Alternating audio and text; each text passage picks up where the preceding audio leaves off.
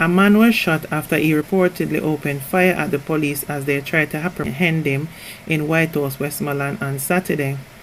Acting Senior Superintendent of Police for Westmoreland, Adrian Hamilton, says the man was admitted to the Savannah Lar Public General Hospital in serious condition. He's under police guard. A 9mm pistol with a magazine containing 2 9mm rounds were discovered. The incident reportedly happened around 9:15 p.m. when a police team on foot patrol responded to a report of an alleged crime being committed. Hamilton said the police team responded swiftly in identifying the accused, who pulled a firearm from his waistband and opened fire at the team of police who returned fire. The suspect reportedly ran into an open lot while still firing at the police personnel. During a search of the area, the man was found with the weapon. He was also suffering from what appears to be multiple gunshot wounds. Hamilton said other items of evidential value were also secured by the police. Meanwhile, a man was arrested over the seizure of gun by an off-duty policeman on the Bella Isle Main Road in Grangeville, Westmoreland early Sunday. The Grangeville police say about 1:30 a.m. a police team was in the area when 2 men, one reported with a bag, were seen. The action of the men arose suspicion of the police, and the police went to investigate, said a statement from the force on Sunday. While the policeman was in the process of accosting them, one of the men escaped while the other was caught and searched. During the search, 1 9mm Glock P80 pistol was reportedly found in the man's possession. He was taken into custody. A police corporal and another man died in a crash along the Richmond Main Road in St. Anne. The male driver of the other vehicle was hospitalized. The Police Corporate Communication Unit (CCU) says the crash occurred around 8 o'clock last night. According to CCU, the policeman and a male passenger were traveling along the roadway when the driver of a Toyota Axio car that was traveling in the opposite direction lost control and crashed into their vehicle. All 3 persons sustained injuries and were taken to hospital. The policeman and his passenger succumbed to their injuries. The deceased cop was attached to the St. Anne's Police Division. The other driver was admitted. Over in Hanover, a trainee cop was arrested and charged after he was reportedly held with contraband at the Hanover Police Headquarters lockup in Lucy. He has been identified as 28-year-old Constable Dalmar Smith, a probationer who worked at the detention and courts in the Hanover Division. Smith was charged with possession of and dealing in ganja as well as breaches of the Corruption Prevention Act on Friday. No court date was given for the accused. Reports are that about 7:10 p.m. last Tuesday, Constable Smith was on duty at the Hanover headquarters cell when his supervisors observed him acting suspiciously. He was subsequently searched before he entered the cell block. However, nothing illegal was reportedly found. The trainee cop was then escorted to his white Toyota Fielder motor car parked on the compound. During a search of the vehicle, in the constable's presence, a bag containing vegetable matter resembling ganja was found, along with a number of cigarettes, lighters, Rizla tobacco, bleaching cream, bottles with rum and cell phones. Further reports are that the policeman, handed over $25,000, which he reportedly admitted he received as payment to deliver the items to individuals, was found on the floor. The 3 were subsequently taken into custody pending further investigations. I tell you, all these things going on, I hope no one have this bad idea of thinking that it's only men are involved. Women are very much upfront with all that is going on in crime. Over in St. Catherine, this gentleman, Mr. Dwayne Ellis, life has totally changed because of a disorderly country and its lawless people.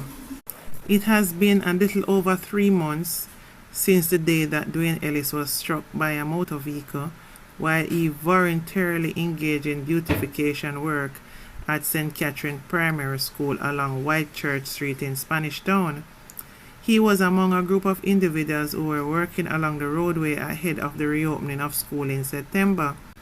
engaging activities such as painting of the curb and brightening the faded pedestrian crossing for students to utilize. The accident resulted in a broken wrist and ankle, with injuries also to his head and back.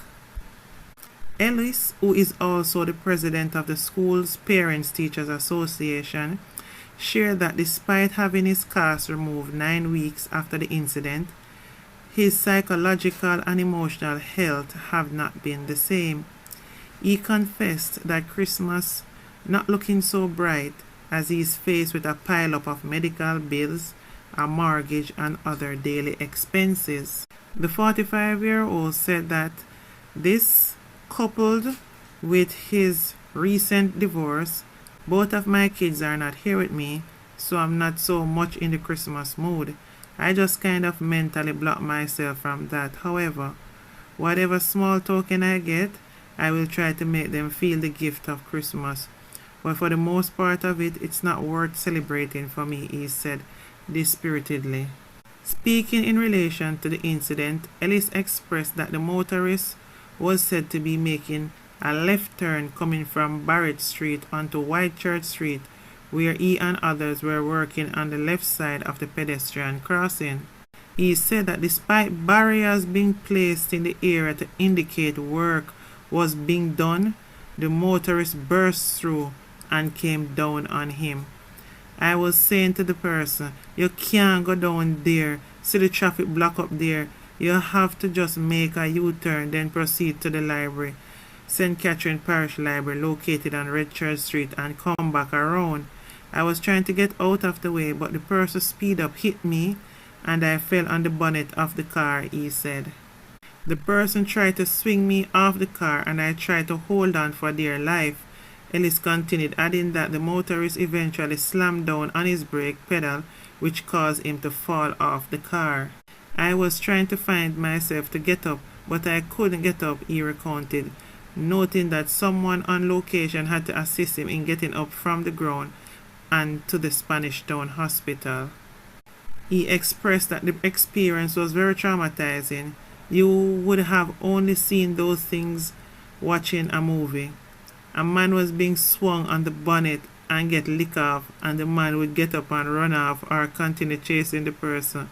But unfortunately, in real life, my situation, I needed help to get up, and I had to be rushed to the hospital, he said. Ellis continued that the healing process was also another point in which he was down in spirit. From the period of the incident and not being able to move for so long, it plays on your mind. You start seeing the little things that you aren't supposed to see. It's just a constant laying down and not being able to do what you want to do, he recalled. So for some time, Ellis had been unemployed, and worse, he is now unable to work. My wrist is not even back to normal, and now they are contemplating operation. But the trauma is playing on me. So really and truly, I don't think I am in the best frame of mind to do the operation, he said. Ellis was employed to a private sector organization where he worked as a contracted server whenever the need arose, as the organization would occasionally host events. However, since the incident, he is not able to work because his hands was the one that was broken, and in serving a lot of persons, don't even know that to carry a waiter, your left hand becomes your strong point and your right hand becomes your balance. So I was unable to perform any duties, he explained. Ellis is currently in need of assistance and is hopeful that persons will consider blessing him in whatever way they can for the holiday season. In cases like this, I wonder, where are our MPs?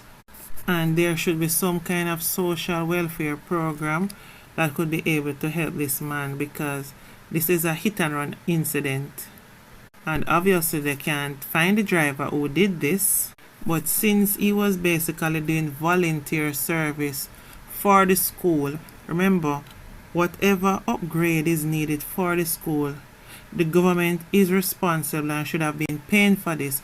However, this was a situation where parents volunteer and help out with painting and doing what they can for the school. It's appropriate to think that the MP could at least step in at this point, knowing that what he has been through is unable to work, and some kind of fun would be made available to him. Anyway guys, anyone who can help him can contact the St. Catherine Primary School along Whitechurch Street in Spanish Town. Anyway guys, please remember to like, comment and subscribe to my channel please. Love you all. Bye for now.